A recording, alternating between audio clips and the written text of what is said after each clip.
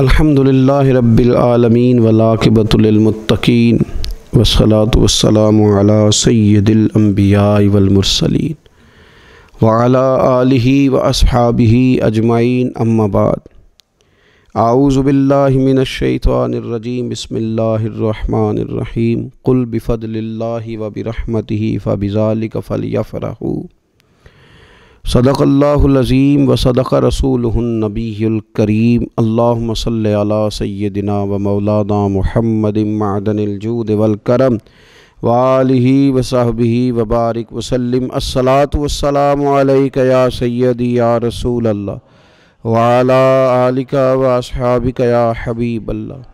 حمد و صلاۃ کے بعد اللہ تعالیٰ نے قرآن مجید میں فرمایا قل بفضل اللہ وبرحمتہ فبذلک فلیفرحوا، فرمایا محبوب علیہ السلام آپ ان سے فرما دیجئے کہ جب اللہ کا فضل اور اس کی رحمت ملے تو چاہیے کہ اس پر خوشی منائیں۔ اسلام خوشی کا، مسرت کا، راضی ہونے کا پورا موقع فراہم کرتا ہے۔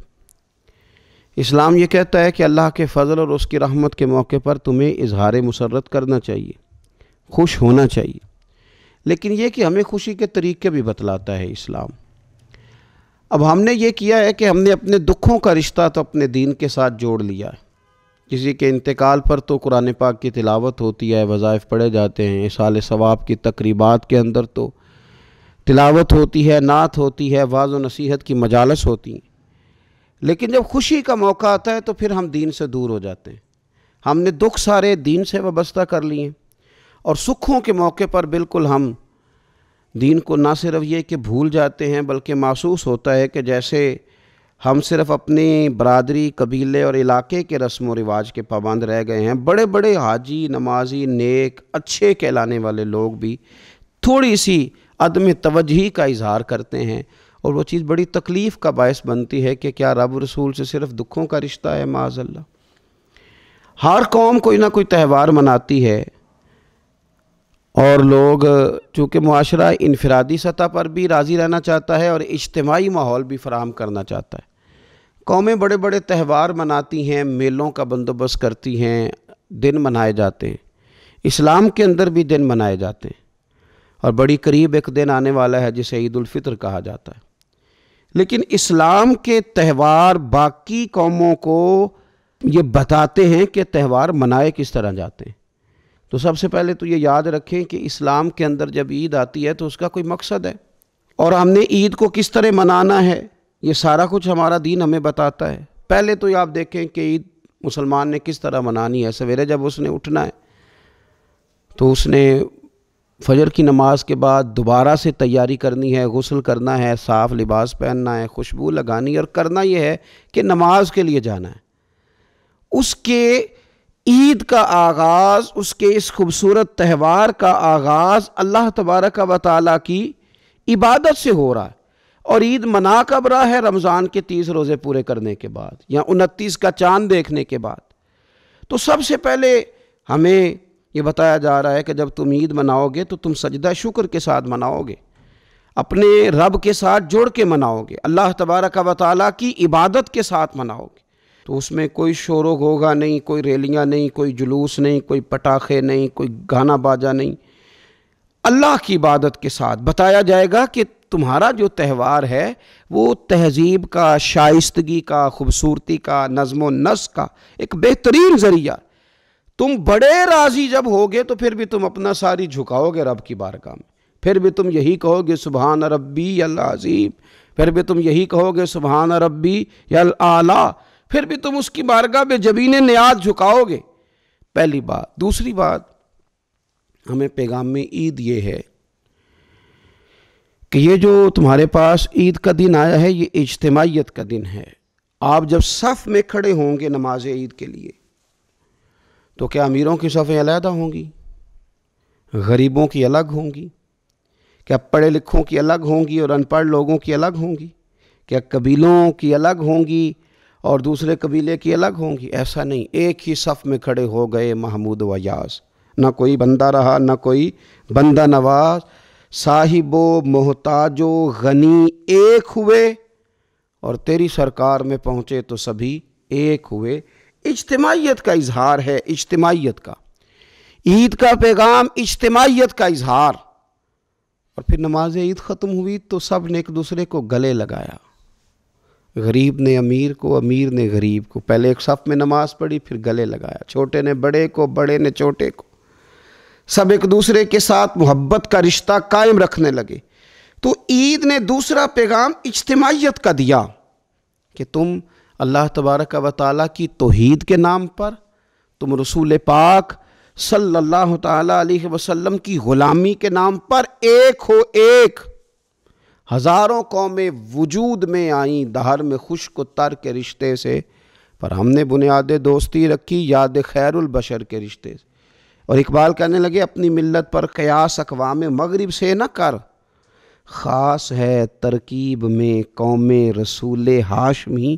یہ جو نماز پڑھ رہے ہیں اور بعد میں گلے مل رہے ہیں، ان کا ایک ہی تعارف ہے کہ یہ رسول ہاشمی کی قوم ہے۔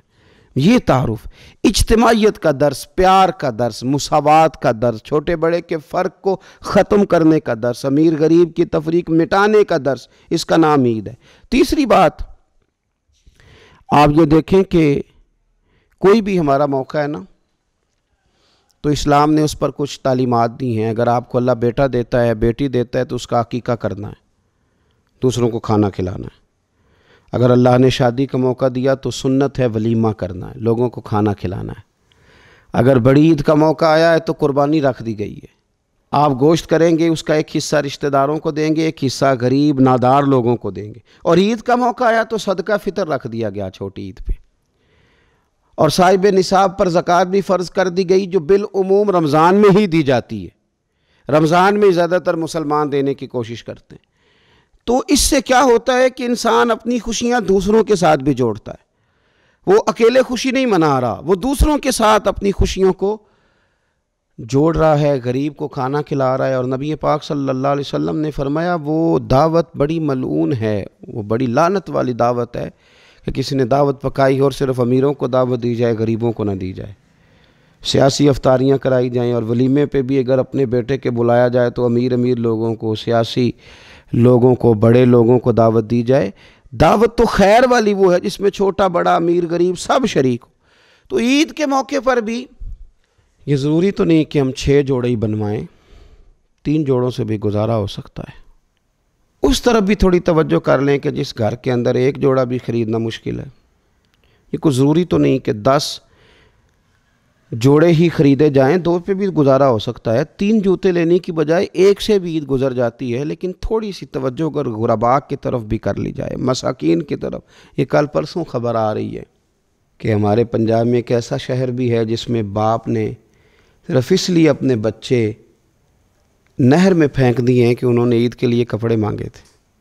اس قسم کی داستانیں جس قوم کے اندر موجود ہوں تو وہ قوم پھر کسی کا خیال ہی نہ کرے، وہ سارا مال اپنے اوپر ہی خرچ کرنا چاہے، اسے احساس ہی پیدا نہ ہو کہ کسی اور کو بھی ضرورت ہے۔ تو عید ہمیں موقع دیتی ہے۔ بزرگوں نے لکھا ہے کہ یہ جو عید پہ کہا گیا نا کہ ایک رستے جاؤ اور دوسرے رستے سے واپس آؤ، تو اس میں بھی شاید ایک حکمت ہمیں یہ بھی نظر آتی ہے کہ کئی دفعہ ایک گلی سے گزریں تو گزرتے وقت خیال آتا ہے کہ یار یہ گھر ایسا ہے، دیکھ کے پتہ چلتا ہے کہ جو غریب ہے مجھے تھوڑا ان کا خیال رکھنا چاہیے۔ پھر دوسری سائیڈ سے واپس آؤ، شاید تمہیں گھر بیٹھے یاد نہ آئے اور مکان دیکھ کے تمہیں سمجھ آ جائے کہ یہاں تو شاید روٹی بھی وقت پہ نہ پکتی ہو، اتنے غریب ہیں۔ تو اسلام نے ہر چیز میں حکمت رکھی، اور صرف عید کے موقع پہ نہیں، مستقل آپ غرباء کے، مساکین کے سرپرست بننے کی، معاون بننے کی کوشش کریں، رسمی طور پر نہیں۔ پچھلے سال نا عید گزری تو مجھے ایک دوست نے ایک پنجابی کا شعر بھیجا، اس نے کہا حضرت جی اس کو ذرا ضرور پڑھیں، تو شعر بڑا انوکھا تھا۔ وہ شعر کیا تھا؟ او راشن ونڈن والے او لوکو، او راشن ونڈن والے او لوکو، او عیدوں بعد بھی بھوک لگ دیجئے۔ عید کے بعد بھول ہی گئے تم؟ مستقل بنیادوں پر کوشش کریں کہ آپ معاون بنیں، غرباء کے، مساکین کے، یتیموں کے، ان لوگوں کی مدد کریں۔ حضرت بشیر بن عقبہ رضی اللہ تعالیٰ عنہ فرماتے ہیں کہ میرے والد جنگ احد میں شہید ہو گئے تھے اور میں ایک کونے میں کھڑا رو رہا تھا، تو نبی پاک صلی اللہ تعالیٰ علیہ وسلم نے مجھے دلاسا بھی دیا، دست شفقت بھی رکھا، تو میں نے کہا حضور اب میرے والد چلے گئے تو کیا بنے گا؟ تو کیا انداز حضور نے اختیار کیا اور کیا انہیں عظیم نسبتوں سے نواز دیا۔ حضور فرمانے لگے اے بشیر بن عقبہ، تو پسند نہیں کرتا کہ فاطمہ تیری بہن بن جائے، عائشہ تیری ماں بن جائے اور محمد تیرے والد بن جائیں صلی اللہ تعالیٰ علیہ وسلم؟ مستقل تجھے رشتے نہ دے دیے جائیں، مستقل تجھے سہارا نہ دے دیا جائے، مستقل بنیادوں پر ہی تیرا خیال نہ رکھا جائے؟ تو عید پر، رمضان میں بالعموم اور عید کے بعد بھی کوشش فرمائیں کہ آپ مستقل بنیادوں پر غرباء اور مساکین کا خیال کریں۔ اللہ تبارک و تعالی ہمیں عید کے پیغام کو بھی سمجھنے کی توفیق عطا فرمائے۔ آخر دعوانا الحمدللہ رب العالمین۔